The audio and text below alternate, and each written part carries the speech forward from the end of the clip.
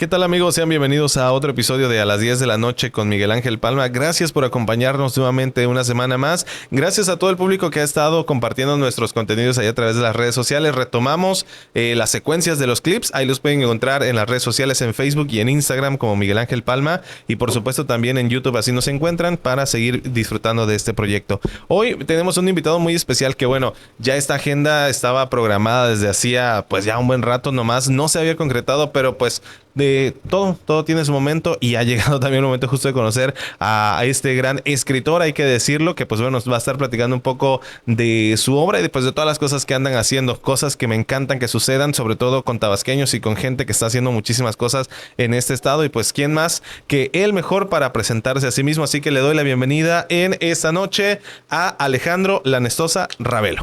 Hola Bienvenido. Miguel, ¿cómo estás? Muchas gracias por la invitación y pues sí, ya teníamos tiempo platicando de llevar a cabo este proyecto o esta entrevista o esta plática, no sé cómo se llama. Yo es la primera vez que vengo a un podcast. Pues sí, mira, en teoría y ya hablando como comunicador, el formato es entrevista, Okay. así se le llama, como formato 1-1 de entrevista, así se le conoce. Okay. Pero yo le digo plática porque, pues como puedes ver, ya no me gusta salirme un poco más de este Perfecto. ritmo de pregunta-respuesta, pregunta-respuesta, sino más como una conversación. Listo. Así que pues si la podemos seguir por ahí, pues nos vamos por ahí.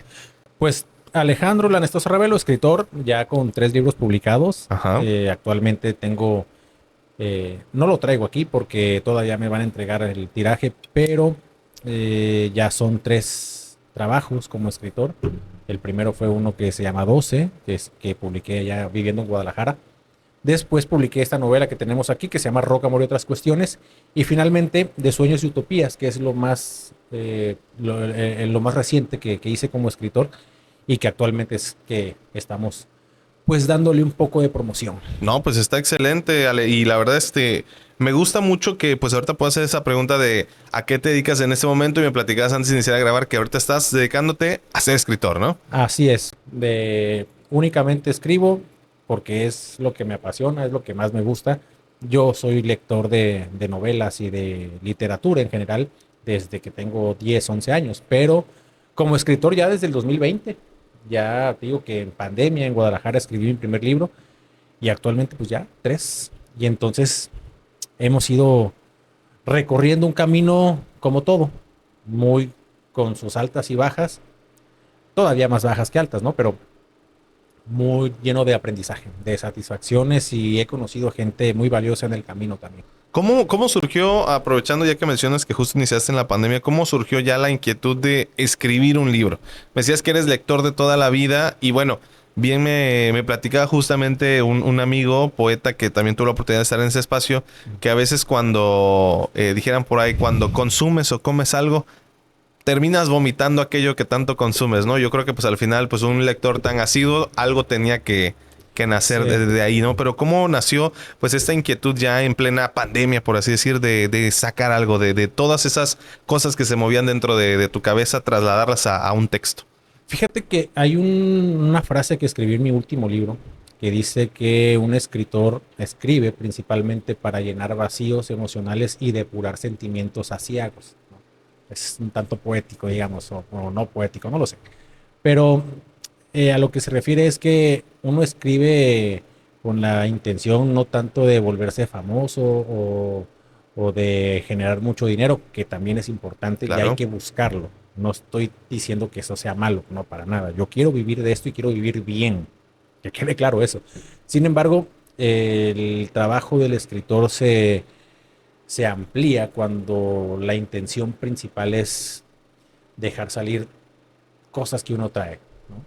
Y yo en aquel entonces vivía solo, estábamos en pandemia, la situación era complicada porque pues, vive uno con la preocupación. Yo vivía lejos de mis padres viven aquí, de mi familia en total.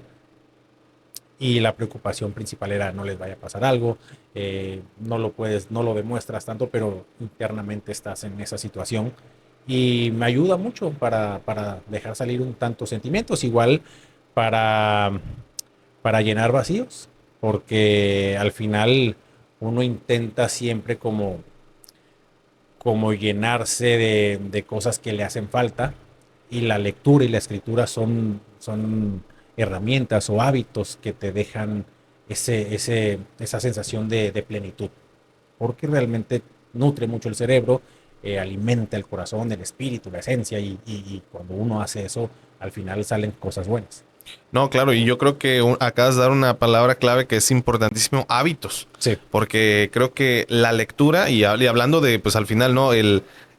Como escritor, después de todo, también lo que haces, lo que produces es una, por llamarlo de alguna manera, siendo un poco materialista, un producto de consumo, que al final la sí, forma de consumirlo es a través de la lectura, ¿no? claro. Y que en este caso ahí es un hábito que pues tenemos pues un poco alejado como sociedad y en particular en Tabasco pues también hay una batalla ahí campal, ¿no? Por la atención de la gente, ¿no?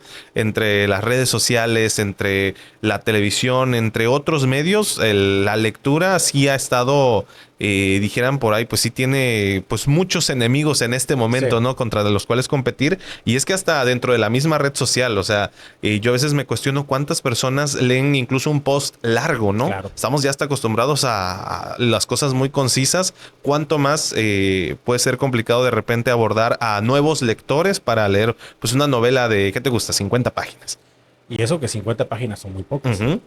pero es real lo que dices, ¿no? Yo creo que hemos adoptado un estilo de vida, digamos, sedentario en el aspecto cultural, o no cultural, sino intelectual, digamos, ¿no? Entendiendo como sedentarismo cuando tú consumes chatarra y te vuelves obeso, ¿no? Bueno, lo mismo pasa con el intelecto. Nos hemos acostumbrado a este contenido que es netamente ocio, entretenimiento, que yo no creo que esté mal. Yo pienso que todo en su justa medida o proporción debería de ser permitido. Sin embargo, el abuso o el Claro. exceso de ese contenido nos está llevando pues a un ocaso bastante peligroso, Sí. a un abismo. Dicen que cuando en alguna lectura, en algún libro leí que cuando uno ve demasiado al abismo, el abismo responde. Wow. Y eso creo que es algo que ha estado pasando, ¿no? Aparentemente somos personas felices, pero estamos absortos o presos de un contenido de un video de 15 segundos en una red social. Nos acostumbramos a eso. Y entonces tenemos a chavitos de 14, 15 años que están deprimidos, pero ¿por qué estaría deprimido un niño de 15 años? Yo no soy psiquiatra, ni pretendo serlo, ni voy a dar consejos de eso, pero sí entiendo que todo lo que está pasando actualmente es una consecuencia de lo que consumimos. Y te decía el ejemplo hace rato, si tú le das a tu cuerpo pizza y hamburguesa todos los días, pues te vas a engordar primero y luego te vas a enfermar. Y eso no hay que ser un genio ni hay que ser doctor para saberlo. Bueno, lo mismo pasa con el cerebro. Si lo alimentas todos los días de contenido banal, frívolo, superficial, basura, digamos. Bueno, al final tu cerebro se convertirá en basura. Y eso es lo triste porque el cerebro es el arma más potente que tenemos como seres humanos. Si lo empleamos, si lo utilizamos, si sabemos sacarle provecho, podemos lograr cosas importantes, extraordinarias. El problema es que no lo hacemos. Yo lo que promuevo es, para ejercitar el cerebro, es vamos a leer más, vamos a comprar un libro. Siento que hemos caído en, en el exceso de ocio y la gente que tiene un estatus económico, por lo menos de clase media para arriba, ha caído en esa desidia lectora que para mí resulta incomprensible. Porque después tenemos a la gente muy pobre, que ellos, aunque les regales un libro, nunca lo van a Ujú. leer. ¿Por qué? Porque sus preocupaciones son otras, qué van a Claro. comer, cómo van a pagar la renta, etcétera. Pero una persona de clase media o una persona de clase alta, económicamente hablando, sí que puede comprarse un libro por lo menos una vez a la Claro. semana, o ya no digamos una vez a la semana, una vez al mes. No lo hacen. No lo hacen ellos, no invitan a sus hijos a que lo hagan. Y entonces tenemos todo lo que está pasando ahora. Malas elecciones en cuanto a gobernantes, pésimas actitudes en lo social. La gente se preocupa más por el chisme, por el morbo. Y esto nos convierte en gente apática, envidiosa, muy poco solidaria. Yo creo que eso tendría que cambiar y una de las maneras de empezar con ese cambio es promoviendo mucho la literatura. Sí, totalmente. Y yo creo que lo que mencionabas hace un momento, en este sentido de las personas, ¿no? Que pueden darse, pues, este momento, ¿no? De leer, yo creo que es ultra necesario. y que el ocio no está tampoco peleado con la lectura. No. O sea, porque a veces, como comentábamos antes de empezar a grabar, y yo creo que es importantísimo repetirlo, que no significa que... Es más, también la lectura puede ser incluso un momento de ocio o entretenimiento, Sí. ¿no? Porque hay literatura de todo tipo. Claro. Y puedes entretenerte a través de eso, pero y también es un ejercicio mental que estás haciendo, ¿no? En ese sentido, y que no está peleado. Es como lo que decíamos hace rato, que creo que lo dijo Paco Ignacio Taibo, ¿no? De que puedes echarte una cerveza y un libro, ¿no? Exactamente, O sea, así es. o sea, ya no digas, en vez de aventarte 2 cervezas, avéntate una cerveza y un libro. Así es. Sí, yo, de hecho, en mi nuevo libro, así en uno de los ensayos que escribí, sí lo pongo. Si te gusta el reggaetón, bueno, está perfecto. Pero pues, lee un libro al mes también. No todo tiene que ser perreo. Pues puedes leer un libro al mes también. Si te gusta mucho el reality show de moda, pues velo, míralo, no pasa nada. Pero enséñale a tus hijos a que lean de vez en cuando Colmillo Blanco, Moby Dick, El Principito, no sé. No pasa así. Entonces, entendemos o veo que hay demasiado exceso, como dije hace un rato, de reggaetón y de reality shows y de contenido que no nos hace bien. Y por ahí debemos intentar erradicar eso con la lectura. Sí, Yo claro, así es como lo percibo, así es como lo intento, por lo menos. sí, es una de las herramientas pues más importantes y elementales para este cambio, justamente, incluso si lo que muchos le podrían llamar un despertar de las conciencias, pues al final para esa conciencia, pues que tu cerebro esté en las mejores condiciones, ¿no? A través de la lectura. Y ya empezando a hablar un poquito de tu obra, Alejandro, Sí. justamente mencionabas el primero nace en la pandemia, que se Sí. llamaba, me dijiste, 12. 12, ¿de qué más o menos Son 12 trató cuentos. esa? 12 cuentos, 12 todos cuentos. cuentos de tu autoría. Mira, yo el primer libro que leí de Gabriel García Márquez, que es como uno de mis escritores preferidos, se llama ese libro 12 cuentos peregrinos, que Ok, exactamente sí. son 12 cuentos. Entonces yo tenía tanta influencia de él, tengo mucha influencia de su obra. Dije cuando empecé a escribir, dije, bueno, voy a hacer un libro de 12 cuentos y le voy a poner 12. Ya para no ponerle 12 cuentos peregrinos, igual, pues 12 Para que nada no se más. note. Claro. No, pero yo lo digo abiertamente, ¿no? Sí, tengo mucha influencia de García Márquez, de Vargas Llosa, de Octavio Paz, de Carlos Fuentes. O de los, digamos, del realismo mágico latinoamericano, ¿no? El boom latinoamericano. latinoamericano. Realismo mágico era más de García Márquez, de Juan Juan Rulfo, Rulfo, ok. Isabel Allende, Elena Garro, Alejo Carpentier. Son exponentes de realismo mágico. Pero bueno, el realismo mágico existe desde hace muchísimo, desde los clásicos, ¿no? Digo, si leíste alguna vez, ¿no? ¿A ti te gusta el retrato de Dorian Gray, por ejemplo, Ok. de Oscar Wilde? Sí, que al final el retrato también va mutándose, ¿no? Pues se podría Sí. considerar realismo mágico, ¿no? Pues sí. El realismo mágico es como una escena narrada de personas que están en una aparente situación normal, como una plática entre tú y yo, y pasa algo inusual y nosotros lo vemos como normal. Algo habitual, ¿no? Así. Exactamente, entonces el realismo mágico sería eso. Hay muchísimos ejemplos. El boom latinoamericano es una corriente que fue muy criticada en su momento porque la gente o muchos autores, yo he escuchado incluso autores independientes como yo, actuales, que critican mucho el boom latinoamericano porque dicen que era una estrategia de marketing, pero precisamente viendo un video de Julio Cortázar, que era parte de ese boom latinoamericano, él decía que no, que está bien si una editorial marquetera, digamos, te lanza tu libro, pero si el libro no es bueno, no va a trascender, ¿no? Entonces, el trabajo de estos autores sí tuvo mucho que ver el marketing de ese nombre, un latinoamericano, pero tiene mucho que ver también todo el talento que tenían para escribir. Creo que me desvió un poco del tema, pero bueno. No, pues excelente. Por eso a mí me gusta este tipo de formatos, porque Sí. podemos platicar de todo un poco. Y ahí está para que vean también lo interesante que hay, pues, bien detrás pues, de la lectura, ¿no? O sea, Sí. para ir conociendo también estos autores que de repente, pues, igual y olvidamos, ¿no? Justamente momentos o movimientos que también marcaron una historia, si lo quieren ver desde el marketing, si lo quieren ver en la literatura, si lo quieren ver hasta en las corrientes políticas, Sí. porque pues también tienes ahí a Vargas Llosa, ¿no? Y también por ahí mencionaste a Octavio Paz, que pues también formaron pues parte pues de las corrientes intelectuales de la política también, ¿no? De por ahí de los 90, ¿no? Bueno, Octavio Paz mucho antes, pero sí. Yo realmente son como mis influencias.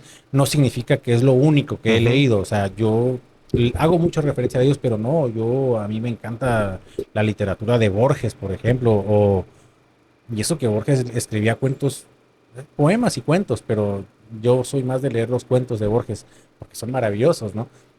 Con una creatividad impresionante. Hay uno que se llama El Milagro Secreto, que es de un polaco que está en el paredón, pues que lo van a fusilar los nazis, creo que eran, bueno, no recuerdo ahorita, pero que él en el encierro pues le pide a Dios que le dé tiempo para culminar su escrito, su obra, una obra de teatro. Entonces en uno de los sueños le dice Dios, supuestamente, te hemos conseguido un año de tiempo, pero él decía cómo. Entonces el día del fusilamiento, mientras iba donde iban las balas hacia su cuerpo, pues eso es cuestión de segundos, ¿no? O menos de segundos. Pero para él pasó un año completo, ¿no? Wow. Y en ese año terminó de escribir su obra. Luego, bueno, entonces imagínate la capacidad creativa que tenía un hombre como Borges para escribir algo así. O este cuento que se llama, hay uno que se llama Funes el Memorioso, que era de un hombre que se acordaba absolutamente de todo lo que le pasaba y acumuló tanta información en su cerebro porque se acordaba de todo, todo exactamente. Entonces, yo digo, caray, esto es tan lindo que la gente debería de conocerlo. El problema es que no lo conoce. Te pongo otros ejemplos. Bueno, Cien años de soledad de García Márquez, La casa de los espíritus de Isabel Allende. Me gusta mucho Eduardo Galeano también, aunque no era tanto realismo mágico, era más reflexivo él, pero me encanta su literatura. Y te podría decir muchos más. Al final yo trato de leer y de tener conocimiento de muchos autores, Ernesto Sábato, latinos, europeos, anglosajones, de todo. Yo leo de todo. No, pues eso está excelente, ¿eh? Y yo creo que justamente pues ya tenemos pues justamente parte también de tus influencias, ¿no? Y se nota también el cariño que le tienes Claro. a estos escritos y cómo no de estos textos no iba a salir pues también, ¿no? Pues tus propios cuentos o tus propias Claro. cosas. Justamente en el proceso en que hiciste 12, ¿ya tenías algo en el pasado? Es decir, de estos cuentos, ¿ya habían algunos que tenías guardados o fueron también surgiendo durante pandemia? No, fíjate que no. Yo como que tenía esta idea de escribir, pero no me había atrevido nunca. Había leído mucho. Y un día platicando con una amiga allá en Guadalajara, me dijo, oye, ¿por qué no escribes? Si hablando contigo no perciben, ¿no? Que tienes mucho conocimiento de historia. Bueno, lo dejé ahí. Pero precisamente se mete pandemia, yo vivía solo. Entonces, tanta soledad, digamos, te empuja a hacer cosas distintas, porque pues de repente yo leía 4 o 5 libros al mes, que es como un promedio, pero en esas épocas empecé a leer mucho más, leía yo hasta 10 o 12 libros en un mes. Llegó un punto que algo tenía que salir y empecé a escribir. No todo fue inédito, no tenía nada escrito para ese entonces y al final, bueno, se dieron las cosas. Ese libro lo tengo ahí en Amazon. No está a la venta ahorita porque está en un trabajo de edición. Ujú. ¿Por qué? Porque como fue mi primer libro, la última vez que lo releí, encontré muchos errores pues de escritor novato. Y entonces ya cuando me tomé muy en serio este proyecto, dije, a ver, no quiero que la gente lea esto todavía. No está bien hecho, bien. O sea, no está terminado como debería ser. No es que sea malo, sino que todavía no está perfeccionado, digamos, o pulido. Entonces ahí lo tengo. Ya después, te digo, empecé a escribir Rock, Amor y otras cuestiones, que es una novela que además me han comentado pues, que les ha gustado. De hecho, ayer estuve platicando con una persona que la leyó recientemente, un hombre muy inteligente, muy culto también, de mucha lectura, y me dijo, me dan ganas de comprarte otro libro, ¿no? Entonces, creo que voy por buen camino en ese aspecto, ¿no? Que es justo el libro que traes ahí, si lo Sí, pudieras mostrar para que la banda, y ya también tuvo por ahí un par de presentaciones aquí en sí, el estado, ¿no? Tuve la oportunidad de ver pues algunos flyers sí. también ahí donde justamente estaban presentando este año también hubo uno por ahí, ¿verdad? No, Fue a finales del año pasado. no, este libro lo he presentado un par de veces. Una vez fue en el Hotel Viva, Ujú. con el diario Presente, que fue quien me organizó esa presentación. Y la segunda vez fue en el Instituto Juárez, Ok, que creo que fue vi justo el del instituto. la universidad me organizó esa presentación en el marco del aniversario, de las fiestas de aniversario de la UJAT, que son Ujú. cada noviembre.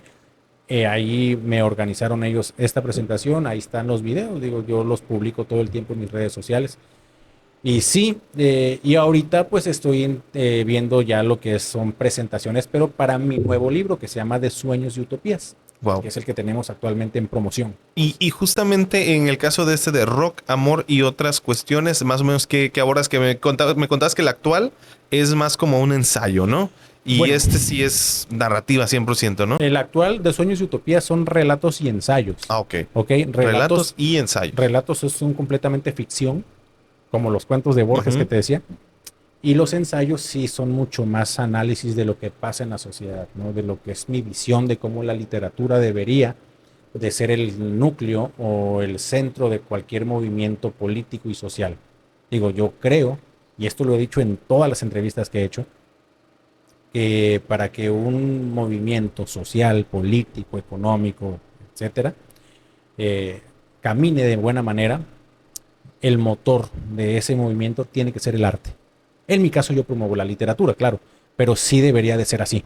¿Por qué? Porque, como te decía hace un momento, una sociedad provista de cultura o de literatura es menos proclive a la manipulación Sí, y totalmente, no. tienden a decidir mejor. Y ha habido, pues bueno, más bien ya está registrado históricamente que muchos de los movimientos, pues anteriores, ¿no?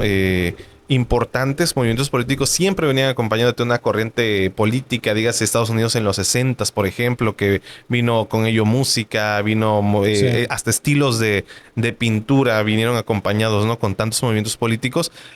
¿Cuánto más no por aquí? Igual creo que el boom latinoamericano, por ahí también hubieron algunos movimientos políticos en Sí, Chile y otros países, sí, ¿no? De sí, sí. Sudamérica. Sí, bueno, lo que pasa es que Latinoamérica es un campo de guerra constante, Sí. ¿no?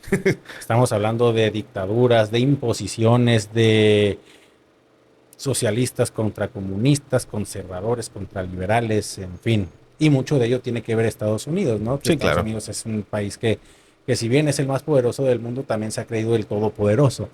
Ellos desde que ellos se proclamaron como los salvadores de América, desde aquel su destino manifiesto, Ujú. decía, ¿no? El destino manifiesto era que ellos eran el pueblo elegido por Dios para liberar a toda América Latina.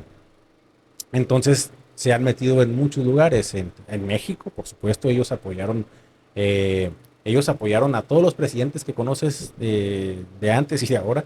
Estados Unidos tuvo que ver, ¿no? Desde Vicente Guerrero, por ejemplo, hasta Benito Juárez, Porfirio Díaz y Madero y todo ha sido producto o ha sido respaldado por el gobierno estadounidense. En Chile, por ejemplo, Pinochet fue impuesto por los gringos, las dictaduras en Nicaragua, en Guatemala, todo ha tenido que ver, ¿no?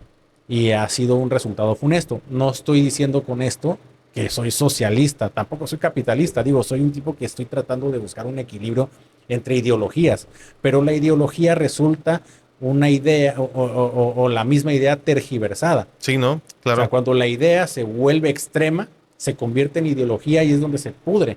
Y es lo que pasa normalmente en Latinoamérica. Pero me volví a desviar, perdón. No, ¿Qué me no estabas te preguntando? preocupes. No, estábamos hablando un poco del libro, pero justamente eso es lo que también me gusta, estos formatos en los Sí, que podemos también expresar un poco de todo lo que sentimos, de también tantas lecturas, pues cómo no llevarnos también a estos análisis justo de la sociedad, ¿no? Justamente me mencionabas que parte del ensayo, ¿no? Y que también sí, sí. y que justamente también muchos movimientos tienen que venir acompañados del arte. Y cuánto no también, o sea, ya también y desviándonos un poquito, pues justamente cuántos movimientos no en base al ensayo, ¿no? O sea, cuántos movimientos culturales, artísticos y políticos van acompañados justo de eso, de opiniones y reflexiones sobre la sociedad. Justo esta semana, durante la semana, por ahí posteé algo en Instagram al respecto de El laberinto de la soledad De de Octavio Paz. Octavio Paz, Ajá. que igual son ensayos y Sí, observaciones de pues del México de ese entonces, ¿no? Pero que también, quieras o no, ese formato, el ensayo, pues también te deja cosas como estas, ¿no? El poder hacer reflexión y que la ciudadanía se acerque un poco más a entender el por qué somos así, sí. por qué tenemos este gobierno, por qué tenemos incluso estas condiciones de vida y pues de ahí pueda surgir algo, ¿no? Mínimo en la reflexión y hasta el, ¿por qué no el cuestionar? Es algo bueno en la sociedad, que la lectura nos puede llevar a ello. Sí, bueno, acabas de mencionar el laberinto de la soledad y precisamente a Octavio Paz le recriminaron mucho ese escrito porque decían que era una mentada de madre para el mexicano. Pero no lo deberías de ver de esa manera, es simplemente una reflexión de cómo somos realmente y si lo lees con apertura mental, dirás, pues tienes razón en lo que está diciendo, ¿no? Pues así es el mexicano. Y mencionaste otra cosa muy importante, cuestionar. ¿Qué pasa ¿Qué pasa con nosotros como sociedad? Que no aprendimos todavía a cuestionar. Estamos en un pleito, en un conflicto unos contra otros para ver quién tiene la razón. Claro. Unos le van a los conservadores, otros a los liberales, pero el pleito es entre nosotros y el que está arriba simplemente dice, divide y vencerás, ¿no? Es un precepto muy antiguo, ¿no? Creo que desde los romanos. Pero el que está arriba normalmente tiende a ver cómo los de abajo se pelean, tú y yo. Tú le vas a uno, yo le voy a otro, yo empatizo con unas ideas o simpatizo con otras, y ahí estamos en ese pleito eterno, y el de arriba no.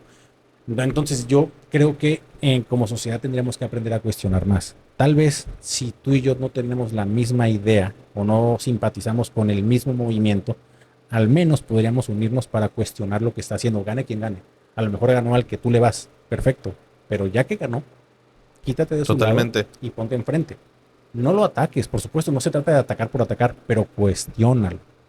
Y en la medida que hagamos eso, creo que podemos avanzar como sociedad para que nos vaya un poco mejor. No, y creo que en particular hablando de los lugares de poder y la política, yo algo que pienso y que creo que es bastante legítimo y que legitima también a cualquier persona que esté en el poder, es que si alguien fue elegido y se le cuestiona, aquella persona que haya votado por él creo que tiene mucha más justa razón para cuestionarle, claro. Es decir, oye, yo voté por ti, por tu idea, por tu proyecto, vamos a ver cómo va, ¿no? Justamente sí. Creo que eso le da legitimidad a un movimiento, el que se permita ser cuestionado. Sí, y como no se cuestiona, porque generalmente si tú votas por un partido, y sobre todo ahora, ¿no? Sí, claro. No, bueno, ha pasado siempre. No vamos a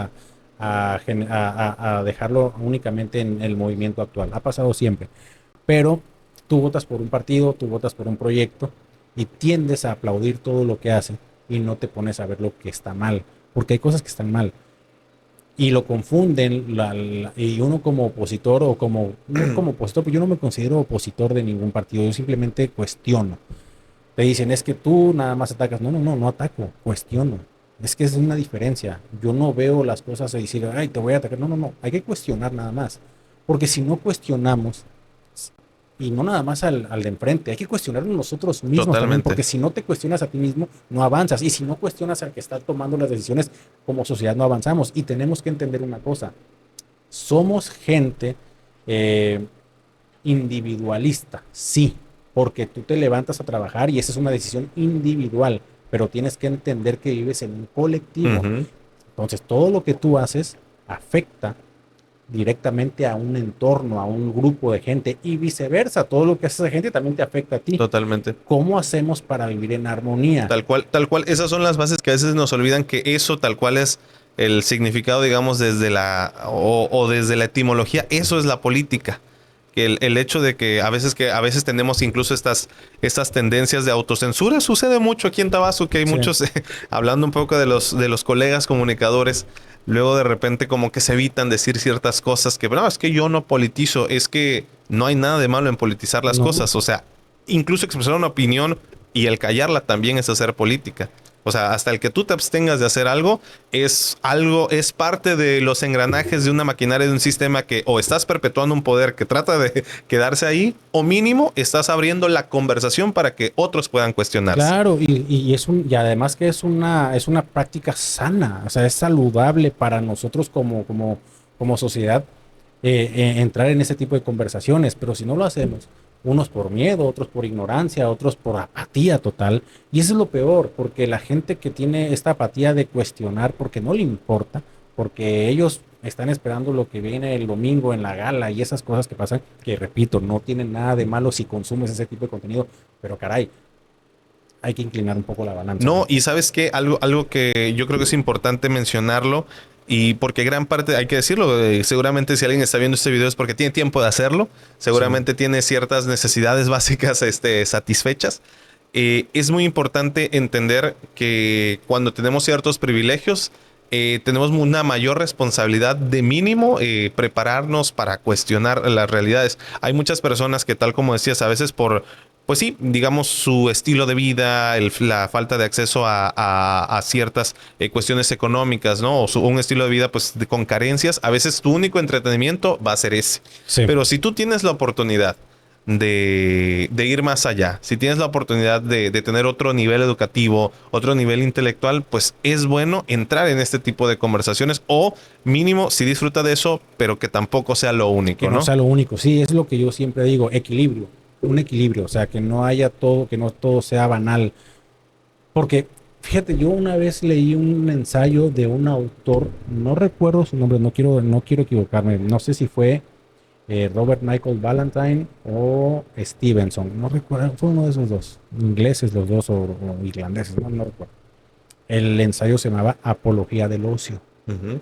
Entonces, en ese ensayo, él decía eso, no todo tiene que ser trabajo, o sea, uno tiene que buscar esos ratos de ocio y yo le agrego que incluso es saludable. Sí, De claro. repente ver un buen video gracioso o pasarte la media hora viendo un programa que no te aporta cultural o intelectualmente no te aporta absolutamente nada, pero te entretiene, te distrae un poco de lo que es el estrés del entorno diario.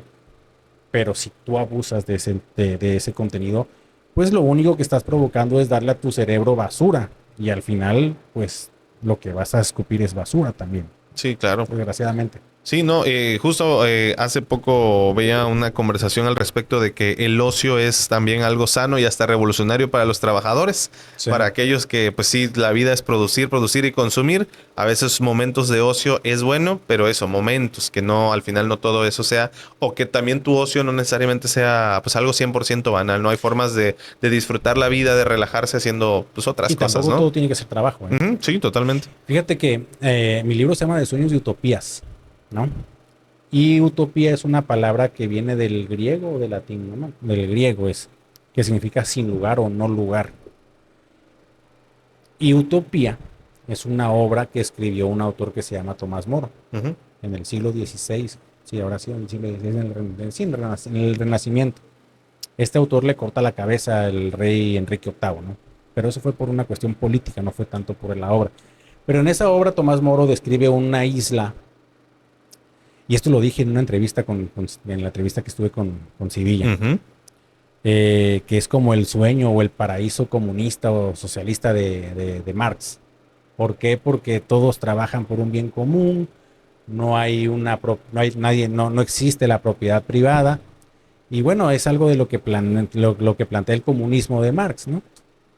A grandes rasgos, tiene muchas diferencias, no es como tal, y además que la diferencia son 3 siglos. Pero el punto es que en la obra de Tomás Moro, lo que trataba o el mensaje principal era que la gente se olvidara un poco del trabajo, que trabajara lo mínimo para que el resto del día pudiera dedicarse a hacer cosas que lo hicieran feliz. Cultura, literatura, deporte, etcétera, ¿no? Y a eso se refiere. Entonces, cuando te digo, no todo tiene que ser trabajo tampoco. Claro.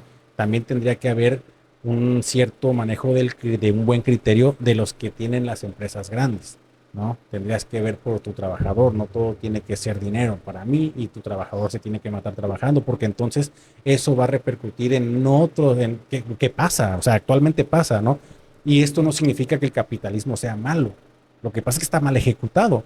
¿Por qué? Porque el capitalista o el dueño del capital entiende que todo se reduce a ganar más dinero sin importar qué tanto tu trabajador esté necesitado. Entonces ese trabajador al final va a decir, bueno, caray, yo no tengo que buscar otras fuentes de ingreso, ya descuidé a mi familia, en el mejor de los casos, en el peor va a buscarlo delinquiendo y eso pues en algún momento al capitalista lo va a salpicar directa o indirectamente. Entonces, equilibrio, Totalmente. equilibrio, nada más. Justamente a raíz de, dijeran por ahí, de este capitalismo desmedido, ya hay incluso algunas cuestiones psicológicas que han surgido, como el llamado burnout, no sé si has escuchado de ese término, No. que es justamente pues este hecho, ¿no? De la hiperproductividad, Ajá. de personas que trabajan por generar más o por acumular más y que llega al punto en que te cansas, que tienes un agotamiento mental al punto que ya no puedes hacer nada. Dígase, tú tienes un empleo de 8 a 5 y pues en tu afán ya sea que porque por un empleo no alcanza o porque quieres todavía más, pues dígase, emprendes un negocio o tienes otras actividades que te generan más dinero, que al final estás con más cuestiones de productividad, al punto de que tu cerebro y tu cuerpo llegan a resentirse. Sí. Más o menos así se le conoce este estado, que pues también viene acompañado de cuestiones de estrés y todo esto, justamente por este capitalismo desmedido en el cual también hay que mencionarlo, ha hecho también pues cuestión de las familias, ha mermado muchas cuestiones de la familia en el... justo platicaba con mi hermano, que es pediatra, donde hay también muchas cuestiones de desatención infantil, no porque no necesariamente por padres irresponsables, sino precisamente por las necesidades pues, de la vida, ¿no? Cotidiano, de la vida citadina, en la cual pues tienes que generar más ingresos para sostener una familia o para tener cierto nivel de vida, ¿no? Claro. Pon tú, ya sostengo a mi familia, pero aspiro a algo más, pues necesitas más tiempo y de alguna u otra manera pues llegan estos problemas que pueden derivar en desatención familiar o incluso problemas de salud personal, ¿no? O sea, problemas de salud física y problemas de salud Claro. psicológica, que una de esas es el llamado burnout. O sea, gente que de tanto querer producir, su cuerpo termina pues en estado en que ya no puedes hacer nada, en el sentido de que, digamos, si hoy quiero ser creativo, ya no puedo, nomás mi mente ya no me da, o si quiero seguir jalando en mi emprendimiento, dígase algo de comida, mi espalda ya no da porque no me doy estos tiempos de descanso, Claro. de estos tiempos de ocio o de simplemente no hacer nada, como diría Cristian Castro en este momento. Exacto. Y ahí, por ejemplo, y ahí es lo que te comentaba. Yo por lo menos, yo no soy ni psiquiatra, ni sociólogo, ni nada, soy escritor, pero tampoco se necesita ser un erudito o muy intelectual o un intelectual para entender estos temas y qué es lo que ocasiona tanto este capitalismo desmedido que mencionas. Finalmente yo lo que intento es eso, de que haya un equilibrio y y el punto de equilibrio debería de ser el arte, ¿no? Hay un fragmento de mi libro que dice que el arte embellece. Tú vas a una casa y encuentras cuadros de distintos o de autores conocidos o desconocidos, pero la casa se ve mejor, ¿no?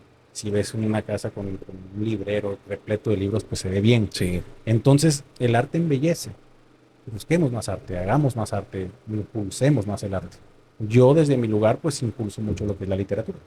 No, pues está excelente. Yo creo que justamente es algo necesario y pues que bueno, que es también una gran, ¿cómo decirlo? Pues una gran empresa pues este objetivo, ¿no? El promover más la lectura, que en particular en esta sociedad es ultra necesaria, pues para también tener este tipo de conversaciones, ¿no? Sí. Es decir, podemos también estar platicando si te gusta el fútbol o de la serie del momento, del reality del momento, pero también este tipo de conversaciones son los que también alimentan hasta la participación ciudadana, vaya, o sea, Sí. para poder tener mejores futuros en lo personal y también en lo colectivo, ¿no? O sea, la lectura nos va acercando justamente, pues bien podemos empezar, díganse, quizás si no eres tan asiduo a la lectura, pues puedes empezar con cuentos clásicos, pequeños, cortos.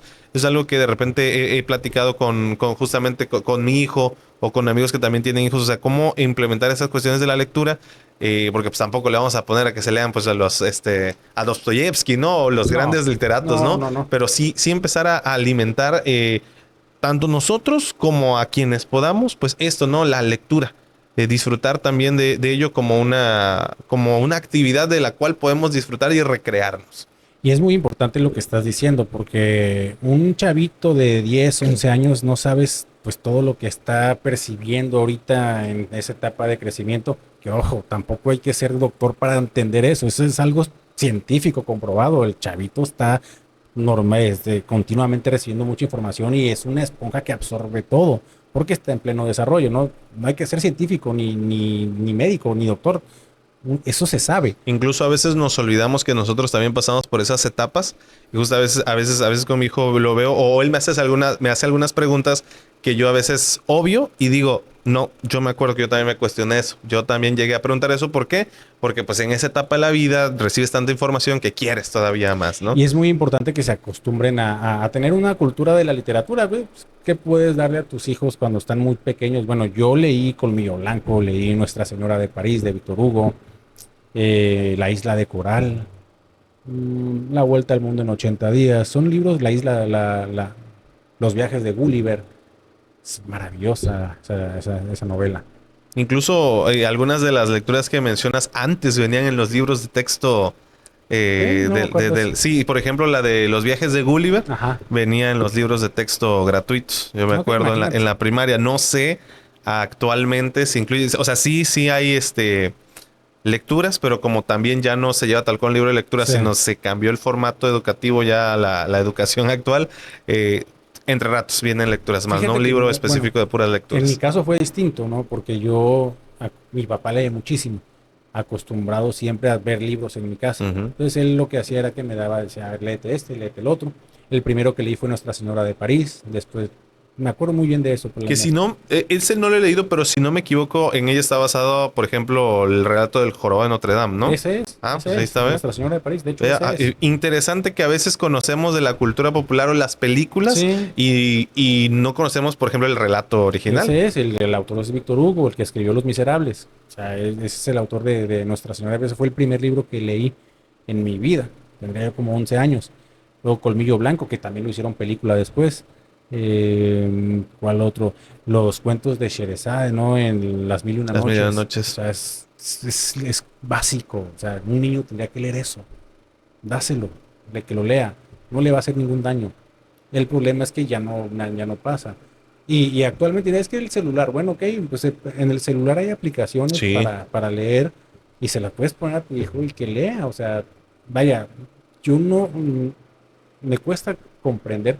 Decía Octavio Paz que, que un intelectual es gente que busca comprenderlo todo.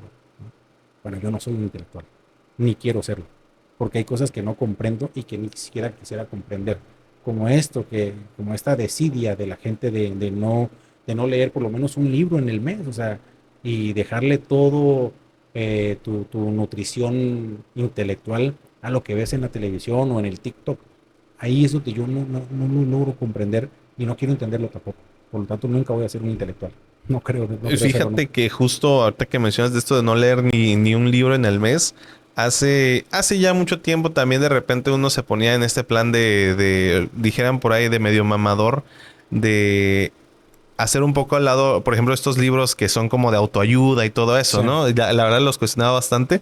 eh, Hasta que me di cuenta que creo que a quien le funcione, por lo menos es lectura. sí, Ya tan sí. siquiera es algo. O sea, en un momento en el que ya ni a esos libros se acercan, creo que al quien le funcione es una buena forma de empezar a acercarse por lo menos a este ejercicio Sí, de la lectura, porque ya ni hablar a veces de narrativas más complejas o siquiera de libros clásicos, ¿no? A veces el acercarse a lo que sea lectura es muy bueno, porque pues ahí es un momento en el que sí captar la atención o retener la atención en la lectura está muy complicado. sí. Y luego lo que hablábamos hace un rato, de, de la gente que ya simplemente ya no tiene, ya no se concentra para nada, Sí. porque su mente está tan dispersa por tanta información que reciben todo el día, que no hacen otra cosa más que estar viendo el celular y un video de TikTok tras otro y tras otro y tras otro y te puedes llevar. Y mira, que me ha pasado, ¿eh? Lo que pasa es que yo dejé de hacer porque cuando recién estaba TikTok, eh, no sé cuándo habrá empezado eso, Ujú. pero Pero sí, en pandemia fue el boom. Ujú. sí, de repente yo me clavaba viendo TikTok y pasaba media hora, 40 minutos viendo y hasta que dije, no, esto no puedo con esto, porque entonces se va a convertir en un hábito y no es algo que me interese a mí. No, incluso en materia de comunicación ya hay estándares de, digamos, de lo que le llaman ganchos para retener la atención de la audiencia, que todo se basa al final en hiperestimulación, así El se le algoritmo, llama. ¿no? Ajá, pero digamos, esto es más de cuestión de formato, de qué Claro. hacer para, digamos, para que si vamos a hacer un reel que sea atractivo, tiene que incluir estos elementos para que la gente, literalmente se le llama sobreestimular para que la gente se mantenga viendo tu video, que por eso es que de repente ya muchos videos tienen textos muy grandes, acercamientos y Sí, sonidos, porque es sobreestimulación para que tú o el usuario se mantengan viéndolo ahí. Además de eso, ya también hay estudios que se mencionan de que algo relacionado al cine, de que ya muchas personas no pueden ver películas por más de 20 minutos, se aburren. o que ese es como que el estándar en que a los 20 minutos la persona va a sacar su celular porque ya no puedes tener la atención en una sola cosa. Sí, te vuelves adicto a lo que es la red social y a ver cuántas notificaciones tienes o a ver quién te comentó. Y eso está, bueno, yo creo que hasta es peligroso. Digo, no sé, y ahí sí ya me No, meteré. neurológicamente sí hay estudios, lo he platicado con mi hermano y sí hay de repente cosas que sí son peligrosas, que obviamente dijeran todo balanceado, pero el exceso sí puede llegar a ser peligroso, sí tiene llegar a afectaciones neurológicas. Sí, y yo a mí que me gusta mucho la lectura, tampoco me las voy a dar aquí de que nunca me ha pasado. Claro, me ha pasado. Lo que pasa es que he sabido como decir, basta, no, stop. Ya no puedo seguir viendo tantas redes sociales porque mi atención no puede estar centrada en eso.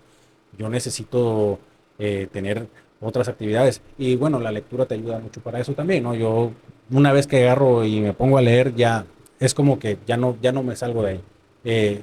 Mi atención queda mucho, se queda en lo que estoy leyendo y me puedo pasar horas. Entonces eso me ha ayudado mucho como a no caer en este vicio o en este hábito de la red social, porque sí, yo creo que es preocupante y creo que la gente debería tomárselo más en serio. Digo, al final no lo hacen y entiendo por qué no lo hacen, pero creo que deberían. Por ahí. Sí, claro, ese va a ser el reto más importante, ¿no? Pues en pues en las próximas épocas, por decirlo de alguna manera, el ir fomentando o ir retomando también esos Fíjate, hábitos, ¿no? De la lectura. Que comentas eso, lo que viene, ¿no? Y ahorita está la inteligencia artificial, ¿no? El chat GPT. Yo un día me metí a un grupo de Facebook de escritores, lectores, y había una publicación que decía de un escritor, entre comillas, que decía, acabo de terminar mi novela ayudado con ChatGPT. Ujú. Me dije, ¿qué onda con eso? No, a ver qué. Y me metí a ver los comentarios y ya el chavo pues contestaba. Y decía que él simplemente le daba un prompt a ChatGPT y él le desarrollaba todo el capítulo. Y hacía lo mismo para el segundo capítulo y hacía lo mismo para el tercer capítulo. Y él se justificaba diciendo que era una manera de simplificar el trabajo o de hacerlo menos estresante y más rápido. Pero yo me ponía a pensar, a ver, pues qué no lo bonito de escribir, en mi experiencia, y creo que en un buen escritor, lo bonito de escribir es precisamente dejar salir tu imaginación y escribirlo con tus palabras, como para qué necesitaría yo la ayuda de otro o de una inteligencia artificial, como para qué, ¿no? Y ahí es donde yo me pongo a pensar, bueno, esto está avanzando muy rápido. Y veía yo una entrevista de este chavo, el que hace mucha crítica de cine, que tiene el cabello muy largo. Ujú. ¿Y Ibarreche? Ese. Lo entrevistaron, lo vi en un podcast igual. Y él decía que habría que cuestionarse un poco el avance pues, tan veloz Ujú. de esto de la inteligencia artificial. ¿Por qué? Porque ahorita hay un problema en Hollywood, no sé si ya se habrá resuelto, ¿no? Entre guionistas y Sí, productores. ya se resolvió, ajá, pero sí, también Bueno, es o interesante. sea, prescindir de los trabajos de un guionista para sustituirlo por una inteligencia artificial me parece atroz a mí, pero bueno, son cosas que están pasando. Entonces, ¿por qué nadie puso un alto a eso? ¿Por qué solamente dijeron, pues es que eres libre de hacer lo que tú quieras, pero hasta qué punto esa libertad está convirtiendo o le está haciendo daño a la gente? Y ahora te pongo otro ejemplo.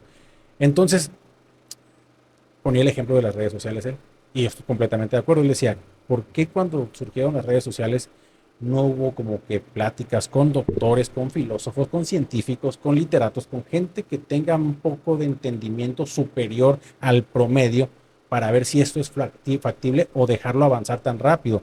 Porque entonces tienes en redes sociales a niños de 14, 15 años deprimidos. ¿Y por qué están deprimidos? Porque se la pasan todo el tiempo en las redes sociales. Esa es una respuesta.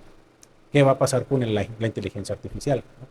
¿Por qué razón no hay nadie que lo esté como deteniendo un poco? ¿No? Vamos Bueno, a... en cuanto a las redes sociales, al menos mi observación es que de hecho siento que sí hubo, o bueno, hay dos cuestiones y se ha abordado desde la comunicación, que sí hubo algunas observaciones. De hecho, Humberto Eco, Ajá. también fue uno, porque él era doctor en semiología. Entonces él sí hacía observaciones sobre las redes sociales y también yo siento que las redes sociales sí fue algo que evolucionó un poco más progresivamente, porque Sí. si nos vamos hasta atrás, pues realmente teníamos redes sociales como desde los 2000, ¿no? Como esto del High Five, Claro. el Metroflog, y fue evolucionando hasta lo que conocemos hoy. Sin embargo, y por ende quizás no se cuestionaba tanto porque sus saltos no eran tan radicales como lo es la inteligencia artificial, que hoy Sí. por ejemplo se habla se compara por ejemplo la IA generativa de video de hace un año en la cual los videos se veían todos extraños y hoy que es impecable. Sí, Es claro. impecable, o sea, Sí. puede imitar o puede crear una fotografía o igualar un video hiperrealista como si fuera grabado con un celular y se ve 100% realista. Entonces creo que por eso no hubo tanto con las redes sociales a diferencia de la IA que está siendo brutal, Sí, ¿no? el avance, ¿no? Y además de eso, digo, está llegando muy tarde, pero sí ya está habiendo algunos frenos o gente poniendo y proponiendo cosas al respecto de regulaciones sobre la IA, principalmente en Europa, aquí no tanto.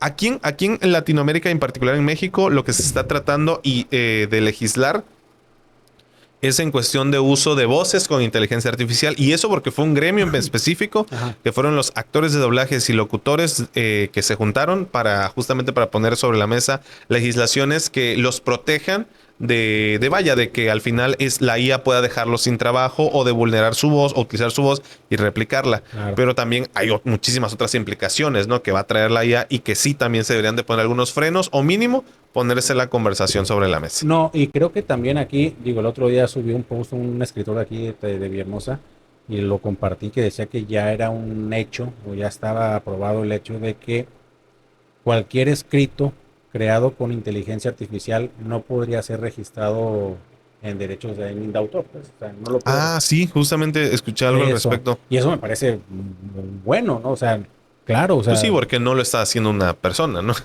por supuesto que no, o sea, eso me parece bien. Pero fíjate, yo te comentaba hace un rato, ¿no? Lo que pasaba con la inteligencia artificial y con las redes sociales y hablamos de capitalismo, ¿no?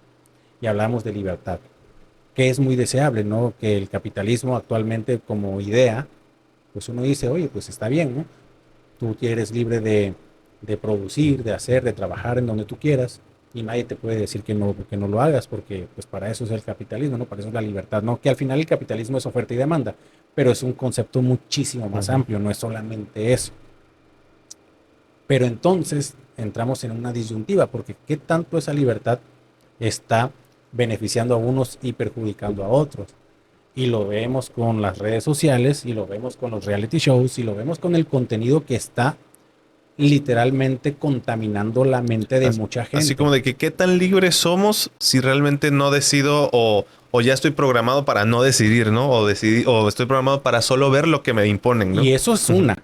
Pero entonces el capitalista, por ejemplo, la televisora que produce estos programas, estos reality shows, que tienen muchísimo éxito, ¿no? Esta televisora, por audiencia, se está ganando millones y millones y millones. Entonces, ¿qué te dice? Pues yo no estoy haciendo nada ilegal, ¿no? A mí me lo permite la ley, yo puedo, Ujú.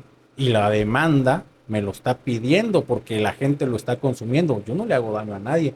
No, sí le estás haciendo daño. Claro, o sea, la gente está consumiendo lo que tú produces y es programación que no sirve para nada. Y los tienes ahí metidos todo el día, incluso comentándose, peleándose porque este salió, este no salió. Cosas que uno dice están tan absurdas, ¿por qué te peleas por eso? O sea, si ya es absurdo pelearse por qué ganó un político, imagínate pelearse por quién salió Si ya lo de la vas a casa. ver, disfrútalo, no estés peleando, ¿no? Pero al punto que me refiero es ese, o sea, como por qué o qué tanta libertad debemos permitir en este tipo de cosas como para que tú digas, yo estoy produciendo algo que me está generando dinero y tengo libertad de hacerlo, pero estoy perjudicando a millones de personas que, que son parte de una sociedad de la cual yo soy parte también. Entonces, ¿el capitalismo es bueno o malo? Yo creo que es bueno, pero si no hay un equilibrio, todo va a ser malo. Y lo mismo pienso del socialismo, ¿eh? Exactamente lo mismo. El socialismo que pregonan las dictaduras latinas como Cuba o Venezuela me parece abominable, terrible. Pero esa no es la idea del socialismo como tal, o el comunismo, eso no lo plantea, eso no es así. El socialismo, bueno, es que en Latinoamérica tampoco hay socialistas, ¿no? Ujú. Todos son capitalistas, es la verdad. Pero al punto que voy es que tanto capitalismo como socialismo no son malos como tal. Son buenos, yo creo. Simplemente están Sí, al pésimamente final las ejecutados. ideologías están planteadas con la mejor de las intenciones, por así La decir. ideología, como te dije hace rato, es la idea, pero ya tergiversada o llevada al extremo. Cuando se convierte en ideología es cuando surgen los activistas, estos radicales que rompen museos y estas cosas, ¿no? Y ahí es donde se tuerce todo. Lo mismo pasa con la política. La política no es una cosa mala, es que está pésimamente manejada. Eso es. Sí, totalmente. Y yo creo que justamente este tipo de conversaciones, para que realmente puedan surgir y que la sociedad pueda también evaluarlas y evaluarse a sí mismos, evaluar nuestra realidad, pues para eso justamente será pues un arma la lectura, ¿no? Claro. El ir agilizando Sí. ir girando la ardilla, ¿no? Y que vaya trabajando porque sí es necesario, como tal como me decían también, el cerebro es un músculo y como todo músculo, si no se ejercita, se atrofia Exactamente. y pues es necesario pues darle justamente esta prioridad. Ya pero irnos acercando al final, mi estimado Alejandro, Claro. me está encantando, está excelente esta charla. Gracias. También un poco retomando un poco justamente ya lo de las lecturas. ¿Qué vendría próximamente? Ya estuvimos platicando pues un poco de cómo empezaste, el segundo libro que también es el que ha tenido las presentaciones por acá en el estado. ¿Qué viene próximamente para Alejandro Lanestosa? Es decir, ¿cuál es el próximo plan? ¿Impresión? ¿Alguna otra presentación? Sí. ¿Qué es lo que va a estar viniendo próximamente? Bueno, ahorita mismo mi libro de Sueños y Utopías está participando en el Premio Literario Amazon 2025. Eh, para que este libro tenga la posibilidad de ir pasando filtros, necesita tener mucha reseña o calificación. Para esto hay que comprarlo. A través de la página de Amazon, ahí lo encuentras. Solamente pones mi nombre en el buscador y ahí te aparecen mis 3 libros. Ese es uno de los proyectos que traigo. El otro es seguir trabajando como escritor, ir buscando nuevos horizontes. Digo, ya aquí en Villahermosa, pues ya creo que me ubican un poco como escritor, además que pues tengo muchos conocidos. Ya es, creo, tiempo como de ir atreviéndome un poco más a salir de la zona de confort, digamos, porque aquí estoy muy tranquilo y no necesito nada, pero yo sí busco la trascendencia como escritor. Sí estoy tratando de llegar a donde otros llegaron. Y estoy hablando de los que son mis referentes, ¿no? Los que son del boom latinoamericano del que hablábamos hace un momento. Sí, García Márquez, Carlos Fuentes, Octavio Paz, Vargas Llosa, Borges, Galeano. Son escritores que yo admiro y que pretendo emular lo que ellos hicieron, ser como un embajador de la literatura mexicana, y ese es mi proyecto principal, trascender. Y para trascender, pues obviamente tengo que caminar fuera de mi zona, que es esta. Vámonos. Y ese es parte de lo que viene siendo mi proyecto actual. Vamos a seguir promocionando y promoviendo la lectura, promocionando mis libros, pero sí ya con la intención de moverme a otros lugares. Ese es como lo próximo. No, pues está excelente, mi estimado Alejandro. Y pues ya para todo el público, ahora sí, ya para despedirnos, ¿cómo te podemos encontrar en tus redes sociales? Si alguien quiere estar buscando, también cómo apareces en Amazon, ahí para que lo vean. Ah, y también para los locales, para los que, pues, por ejemplo, como yo, que no soy tan fan de lo digital, hay algunos ejemplares de tus libros en físico, ¿no? ¿En dónde los podemos encontrar? En Amazon y, por ejemplo, este también lo pueden encontrar en las bibliotecas de la Universidad de la UJAT. Ahí los pueden encontrar o directamente conmigo. Me pueden mandar un mensaje. Me encuentran así, Alejandro Lanestosa Ravelo, en cualquier red social. Y me escriben y listo. Ya con eso nos ponemos de acuerdo y te envío el libro a donde estés. Y ya, así. No, pues está excelente, mi estimado Alejandro. De verdad, muchísimas gracias por acompañarnos en esta noche. Así decimos, estamos grabando de día, pero esto es magia de Claro. el internet. No, y otra cosa, quería también agradecerte a ti y decirle a la gente que pues hay que consumir este tipo de contenidos, porque al final tú prestas un servicio, tú estás trabajando mucho para darnos un espacio a gente que estamos haciendo algo, y eso te lo agradezco y te lo aplaudo también. Hay que apoyar ese tipo de proyectos. Entonces, aquí estamos para darle difusión también a tu canal y a tu podcast. No, hombre, muchísimas gracias, Alejandro. Y pues ojalá y no sea la última vez que estés con nosotros, para después ya no estés platicando cuando vengas de la FIL de allá de Guadalajara. Estaría excelente, mi estimado. Así que de verdad, muchísimas gracias por acompañarnos. Y pues eso, te estaremos esperando próximamente. Gracias. Buenas tardes, buenas noches. Y gracias a todo el público que llegó hasta esta parte del video. Recuerda compartir todos nuestros contenidos. Si llegaste hasta esta parte en Spotify, gracias por apoyarnos. Recuerda que puedes estar compartiendo todo esto. Esto nos ayuda a llegar a muchísimas más personas. Esto fue a las 10 de la noche. Nos estamos viendo y escuchando.